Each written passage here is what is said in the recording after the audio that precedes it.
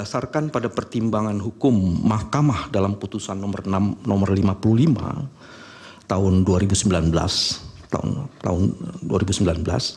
dan putusan nomor 85 tanggal 29 September 2022, maka tidak lagi ada sekat yang membedakan antara perselisihan hasil pemilu dengan perselisihan pemilu kada.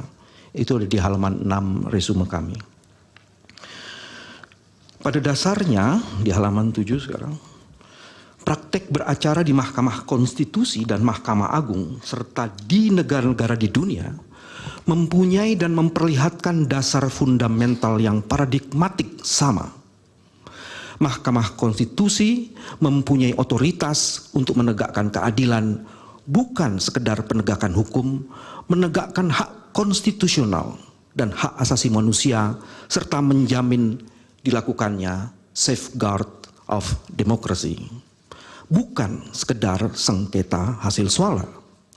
Oleh karena itu, Mahkamah Konstitusi dipastikan akan membatalkan hasil proses pemilihan yang didapatkan dari penyalahgunaan kewenangan presiden, kekuasaan dan penyelenggara pemilu, serta pelanggaran dan kecurangan yang berat dan akut dalam proses penyelenggaraan pemilu dan pilpres.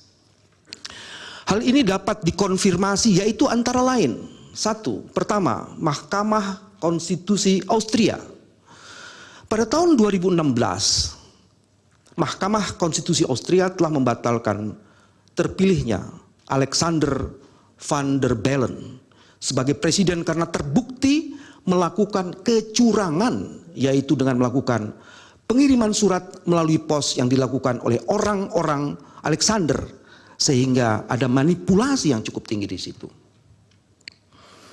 Kedua, Mahkamah Agung Kenya tahun 2017. Mahkamah Agung ini menganulir kemenangan Presiden petahana Uhuru Kenyatta karena pemerintah pusat terbukti mematikan listrik di basis pendukung Odinga pada hari pemungutan suara. Ketiga, Mahkamah Agung Maladewa. Mahkamah Agung ini membatalkan hasil pemilu karena ada 5.623 orang tidak memiliki hak pilih, diantaranya orang yang meninggal, pemilih di bawah umur, dan pemilih yang menggunakan identitas palsu, tapi mereka justru bisa ikut pemilu. Keempat, Mahkamah Agung Ukraina.